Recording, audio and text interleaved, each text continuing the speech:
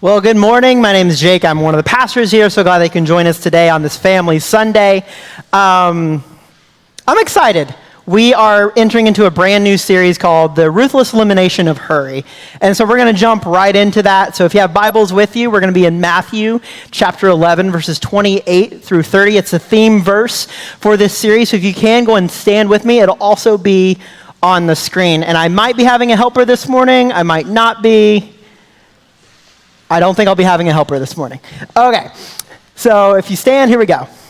Come to me, all you who are weary and burdened, and I will give you rest.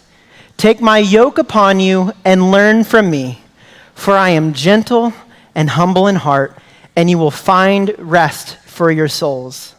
For my yoke is easy, and my burden is light. The word of the Lord. Thanks be to God. So that verse says, if you are weary and burdened, you're wanting rest. How many of you feel weary and burdened today? You know, we got summer plans, graduations, the things that have happened this week. I feel weary today, and I feel burdened. But that's not what we want, is it? How many of you want to feel weary and burdened today? Like, does that sound fun? Like, that could be your MO when someone asks you, like, hey, how you're doing? I'm weary and burdened. You'll lose friends pretty fast that way. No, we don't want to be weary and burdened. We want rest. We want to feel rest. To be able to breathe in and breathe out at a normal pace, not freaking out. But to get rest, we need an easy yoke and a light burden. And only one person can give us that easy yoke and that light burden.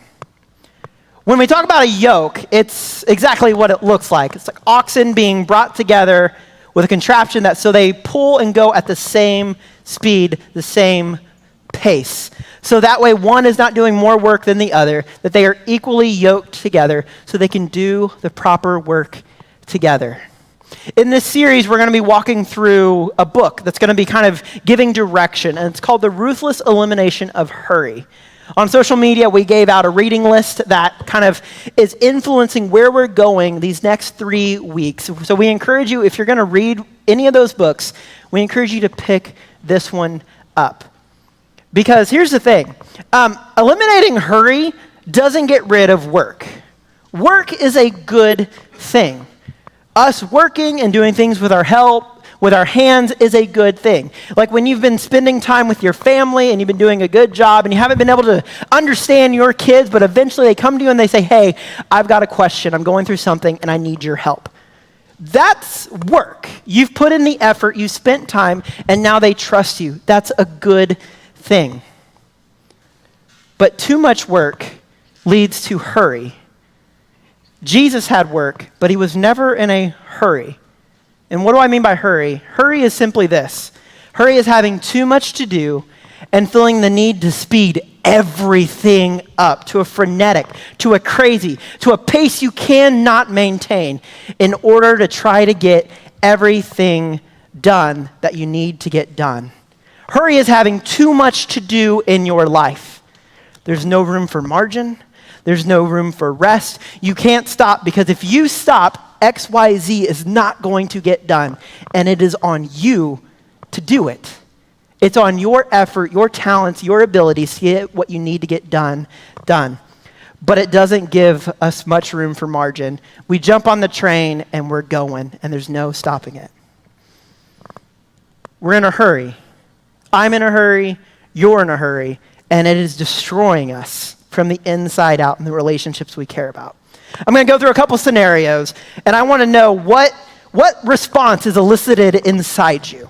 So here's the first one. You're driving to work, you're running late, you forgot to turn on the coffee maker, and now you're in a rush. You went to the Dunkin' Donuts line, it was super long, they got your order wrong, and so you're driving, you get onto 695 North, trying to go onto 70 West, and as you're driving, someone cuts you off, and then they slow down. And you're like, good, I drove the car without the bumper stickers. How about this? You're trying to get ready for any events, literally anything, and your kids are getting distracted. Your little one, imagine she's 3 and her name might be Amelia. And she has to go to the bathroom. She's been doing a great job. And so she goes to the bathroom. You're like, okay, are you okay? I'm okay, Dad. You're okay? Yeah, I'm okay, Dad. You're okay? I'm okay, Dad. Okay. I'm going to go do my stuff and get stuff ready. And so I'm going, and I come back, I smell things.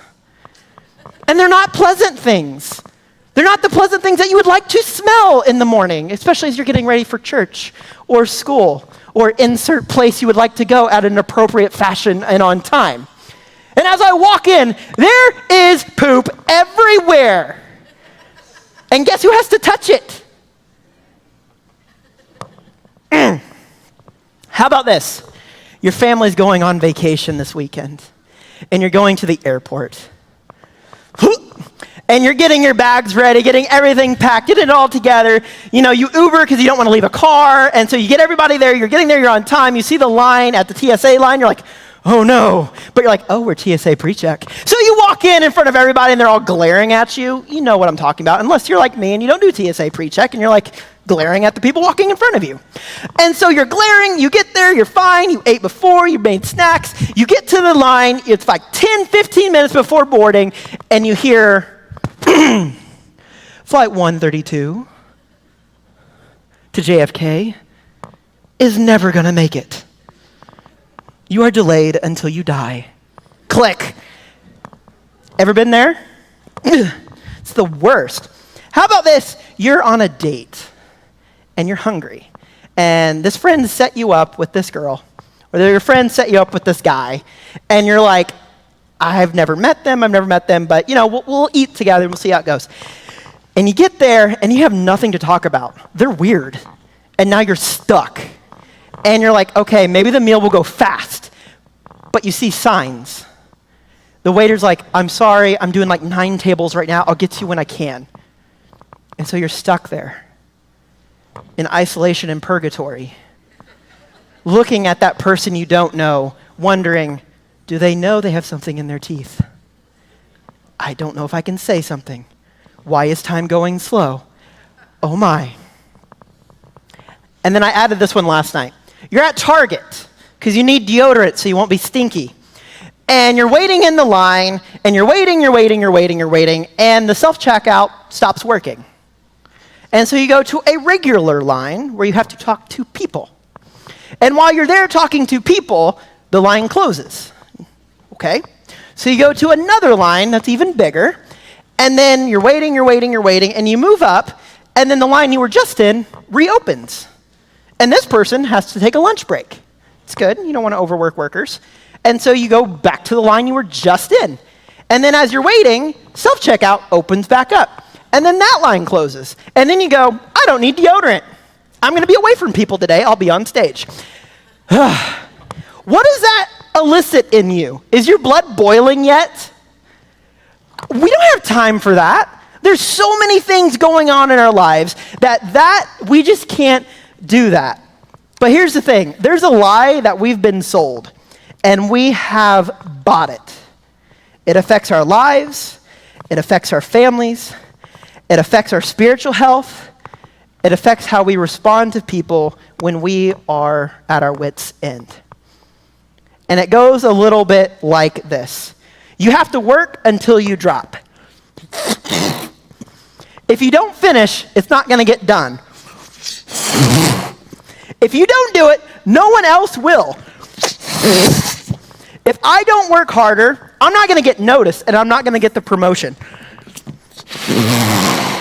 I don't have time to be silent. I don't have time to be in my community. I don't have time to work out with my friends. I don't have time to work out. I don't have time to get my kids the clothes they need. You know, we're just going to DoorDash for the 400th time tonight. Whew.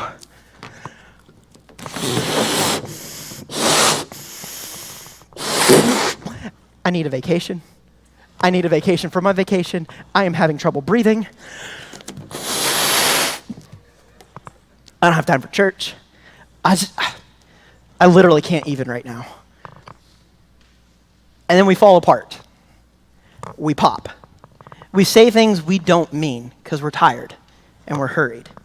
We lose our relationship with Jesus and our families, and we succumb to the flow of our culture instead of the counter-cultural rhythms of God's kingdom, which are absolutely life-giving. And so we're going to deflate this lie.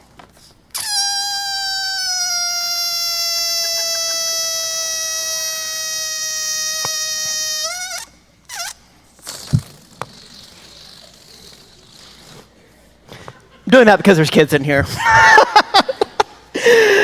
So this lie has a name, and it's called hurry. And it goes like this. The lie is you have to be hurried in order to live a full and satisfied life. In order to succeed, to have happiness, to maintain the possessions that you've worked so hard for, to experience the fullness of life has to offer, you have to be on the go 24/7. 365. And even when that isn't enough time, you try to fit it in other ways by canceling out the things that give you life. Instead, we prioritize things that exhaust us. In the book, there's a pastor named Dallas Willard, and he shares this with John Mark Comer, and he says this: hurry is the great enemy of the spiritual life in our day. You must ruthlessly eliminate hurry from your life. The great enemy of our spiritual life. When you think of the great enemy of the church, the spiritual life, does being in a rush sound like the big enemy? No, that doesn't sound like much of an enemy, does it? That sounds like, I could just do better time management. When I think of like the big enemies of our day, I think of like the high secularization that's happening in our culture, where Jesus continues to be pushed off to the margins. And not just Jesus, but faith in general is being replaced by a rationalization. The redefining of who we are as people, our sexuality, and the understandings of how we are made and who God has made us to be. Violence. And also like things like prosperity gospel, where it sets people up for failure when we find out that life actually is hard. And if you do all the right things, you can still get the wrong results. Carl Jung says this: hurry is not the devil, it is the devil. That's what I think of when I think of like devil. I think of Emperor's New Groove. You got Kronk, you got the angel, and they're going back and forth. But the devil comes up in different ways. Devil comes up in Netflix shows when you know that you should be getting rest, but you can't help but binge watch because there's a brand new episode of Stranger Things on. You got to go watch it, and now you're watching it. Now you're terrified because you can't sleep now because it's really creepy, and it's the worst one out of the 4. Horrible. Or it's an alert on your phone. You want to go to sleep, but there's this bright ambient light keeping you awake, and you're wondering, I wonder what that's about. Or maybe you just keep overbooking your schedules. Hurry is not of the devil, it is the devil. Here's the thing. Sin and hurry, they do the same thing. They isolate us from God, from ourselves, and from others we love. And it has to be done a waveless. Hurry has to be put to death. It's not optional. We must ruthlessly eliminate it by any means necessary. A good Bible word is say we have to mortify it. We have to put it to death and get rid of it because it acts just like sin and it makes us become someone that we do not want to be. And we all can attest that we have been the people we didn't want to be when we were at our most stressed out, right? We've said things, done things, and been things that we are not proud of, and it's because we are exhausted. We are tired, and we are in a rush. Hurry is one of the most insidious inventions in our life. It's because it's quiet. It builds, it grows, often without us knowing. And then we are stuck in it, and it has us in its grip. Just ask someone. Doesn't matter who they are. Doesn't matter age, demographic, single, married, 9 kids, 2 kids, whatever in the Western world. You go up to someone and say, "How are you doing?" What are they going to say? "I'm busy." I'm busy. There's a study done by a business professor at Charleston Southern University, and it was called the Obstacles to Growth Survey. And he looked at 20,000 college students that were actively in school, Christians. And he put forth this hypothesis. So if you're about to go off to college, if you've been to college, or you know a college student, I encourage you to lean in a little bit to this. His hypothesis goes like this: Christians assimilate to a culture of busyness. And when they do that, God becomes marginalized in their lives. And then because God is marginalized, our relationship with God, that fire, that excitement, our first love deteriorates. And then Christians adopt non-kingdom practices. We become nothing more than like a mirror image of that we see outside. And then we repeat the steps 1 through 4 all over again. I want to pause. This was for college students, but I have a feeling this affects not just college students. I think it affects all of us. I think this is our common struggle. We are a busy people. We are experiencing times where God does not feel near. We are experiencing time where we are sacrificing our families on the altar of success, prestige, pushing them through things that they may not even like, because we are busy, because our priorities are terrible. And it happens. And don't get me wrong, I'm speaking with you. In this study, pastors, doctors, and lawyers are the worst. They don't rest, they don't have boundaries, and they deteriorate again and again until they find themselves out of ministry. Half of pastors don't even make it 5 years. 75% of pastors don't even make it 7 years. Why? Because we've bought the lie that the world revolves around our ability to do things. But it is God who upholds the world and the rhythms. It is God who sees the sun rise and the sun set. And our ability to keep churning doesn't keep the world spinning. It doesn't keep our family spinning. We are finite creatures who need desperate rest, to be unplugged and then plugged back in. Our call is to love God with all we have and to love our neighbors as ourselves. And one of the people that we look to is Jesus. We look to Jesus as how Jesus lived his life. And when we look at the life of Jesus, we see something very counter to how we live our lives. We see Jesus who lives a very unhurried life. Jesus took time to eat with people who wasn't like him, who were very different. When others saw him eating, they were like, wow, you're eating with them? How dare you? And he got a rep. You're a drunkard and a sinner. How dare you eat with prostitutes and tax collectors and people that don't fit the status quo? How dare you find yourself in those spaces with those people? Don't you know they're unclean? But that's where Jesus was. There's a story where Jesus is taking a nap in a boat, and the disciples are going across, and there's a big storm. And guess what Jesus does? He sleeps. I always think maybe Jesus is a little Midwestern because he likes sleeping during storms. I don't know if that's true. But the disciples bother him like, hey, we're going to die. And these are seasoned fishermen that have been out on the boat for long periods of time. They know a squall when it comes, and they are freaking out. And Jesus is like, bro, really? Waves, wind, stop. And it does. Jesus took time to be with people that were completely ostracized. There's a story where he's out by a well. It's in John, and there's a woman there that has quite a rap sheet of the things that she has done, the people she has been with, and the guy who she's with, who isn't currently her husband, but she's with him. And she goes at a time of day where, maybe she won't be made fun of, maybe she won't be mocked. And Jesus goes and sits with her and hangs out. There's a time where Jesus chose love. He was on his way, and there was a woman who had a bleeding disorder, who had something going on with her, and she reached out and touched the hem of Jesus' cloak, and she was automatically healed.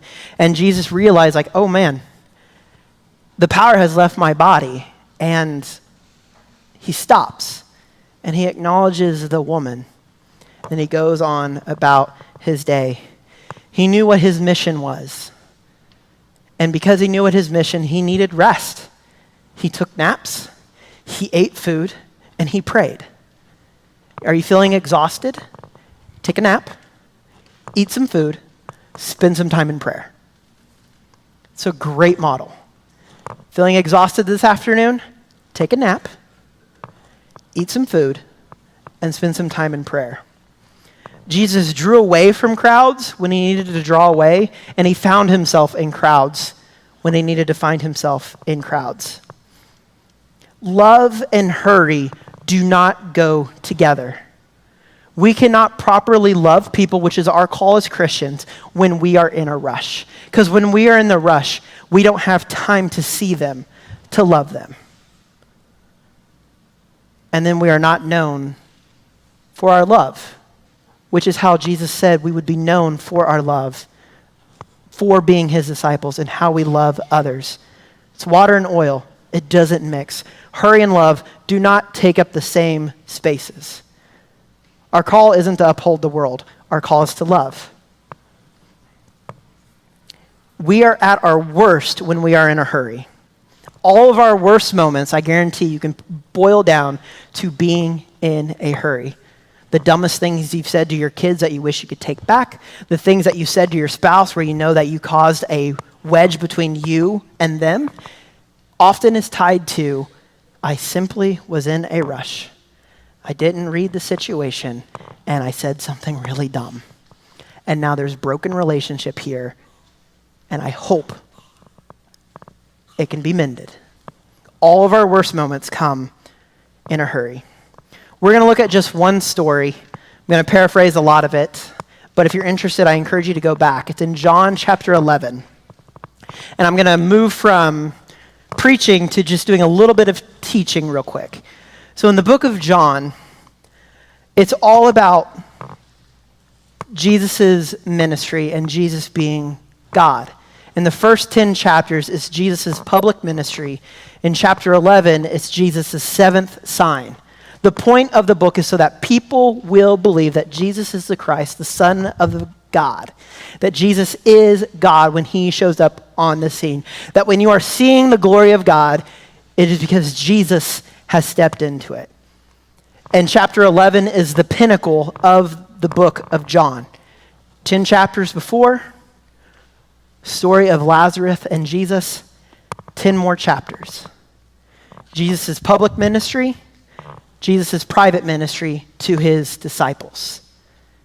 And the point of the book is echoed by Mary. The whole premise of the book is echoed in the middle of this, and she's the first person to echo it.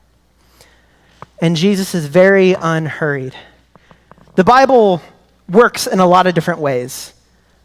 The authors have something to say, and they organize the material on purpose to say what they're trying to say, but is also the influenced, inspired word of God. And so not only was it put in a way to say something, it also is meant to be read as a story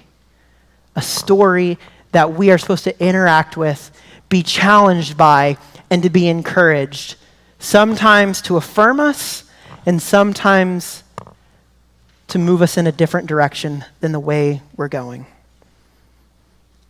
So this is John chapter 11, verses 1 through 45. Now a man named Lazarus was sick. He was from Bethany, the village of Mary, and her sister Martha. This Mary, whose brother Lazarus now lay sick, was the same one who poured perfume on the Lord and wiped his feet with her hair. So the sister sent word to Jesus, Lord, the one you love is sick, meaning Lazarus. When he heard this, Jesus said, this sickness will not end in death. No, it is for God's glory, so that God's Son may be glorified through it. And then verse 5. Now Jesus loved Martha and her sister Lazarus. And so when he heard Lazarus was sick, he stayed where he was 2 more days. I love that. Now Jesus loved Martha and her sister and Lazarus. He loved them. And so Jesus is like, wow, he's sick. I'm going to stay put 2 more days. How many of you, when you have a loved one sick, do you leave them on read on your phone. You get a text that someone's sick in your family, you're like, I'll get to that in 2 days. No, we don't do that, right? We are very quick to reach out and be like, hey, what can I do to help? This makes me uncomfortable. Jesus, you're acting in a way that you're not supposed to act. And it goes on. And then he said to his disciples, let's go back to Judea. But Rabbi, they said, a short while ago, the Jews there tried to stone you, and you're going to go back. Jesus ran into some trouble in this area, and they're like, I don't think you should go back. And Jesus is like, well, Lazarus had fallen asleep, so we're going to go. Jesus loved Lazarus. It was a place he spent a lot of time. They were like his second family there in Bethany. And it goes on. And verse 15 through 17 says this. And for your sake, I am glad I was not there, so you may believe. Meaning, Jesus is glad he wasn't there, so that his disciples may believe. But let us go to him. Then Thomas, also known as Didymus, said to the rest of the disciples, let us also go that we may die with him. On his arrival, Jesus found Lazarus and he had already been in the tomb for 4 days. In the KJV, it says this, and Lazarus stinketh. He'd been there for 4 days. Jesus had belabored, had taken his time, and now he'd been there for 4 days. Doesn't fit our standards. This story makes me uncomfortable. Jesus, why aren't you speeding up? I know you're the Son of God. I know that you're doing all this. I know that you're a part. But why aren't you moving? Why aren't you fitting our standards? Why aren't you stepping up and being there for a friend in the moment right now? This isn't okay. In verse 34, Jesus says, where have you laid him? He asked. Come and see, Lord, they replied. And it says, Jesus wept. Jesus knew he was going to raise him from the dead, but Jesus wept. I think that's a powerful statement. We have a God that can identify when we weep. We have a God that gets us when we go through struggles. When we turn on the news and we saw what happened this week. We have a God that weeps with us, but who doesn't leave us in our weeping. God does something about where we find ourselves. Story goes on. Jesus raises his Lazarus from the dead. And verse 45, it says this. Therefore, many of the Jews who had come to visit Mary had seen what Jesus did, and they believed in him. An unhurried life is a place where the glory of God shines. An unhurried life is the place where the glory of God shines through. If we are in a hurry, God's glory is not shining through us. People are not seeing God's activity in our lives. People are not seeing God when we are living an unhurried life. So my question is this. Do you find yourself in a hurry? Do you find yourself anxious, stressed out, unable to rest? Are you unable to sleep? Do you feel overwhelmed? Is your body breaking down? Are you anxious? Are you exploding on your family? Are you being short in the times where you should give grace? You need to eliminate hurry, or it will destroy what God is trying to build in your life. To put it in a very blunt way, it will destroy you. Hurry will wreck your life. But God offers another alternative, and it's beautiful. And over the next 2 weeks, we're going to talk about that, but I don't want to steal from the thunder of the next two pastors. God put something in our path to help us get away from our hurry sickness. But this week, I want you to try 2 things. Just 2 things to step away from being in a rush. The first thing is, put your phone to bed before you go to bed. Put your phone to bed before you go to bed. It's hard to be loving when you're exhausted. I am a very prime example. I am my most unloving self when I am tired. I'm short, I'm cranky, and it's terrible. You can ask the rest of the staff. It's not a good thing.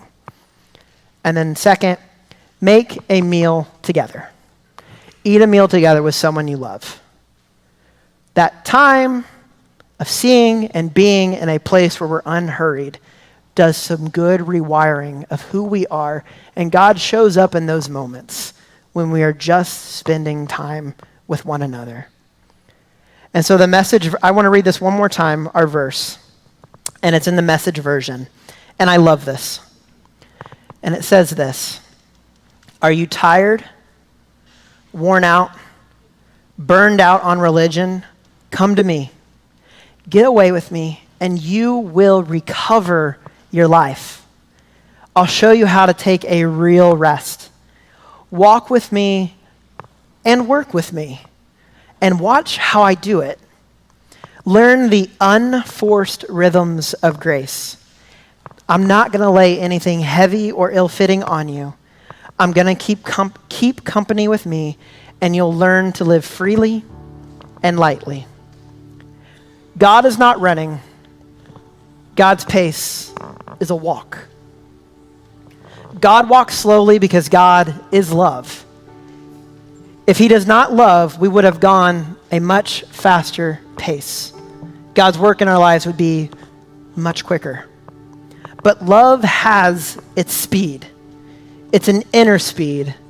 It's a spiritual speed.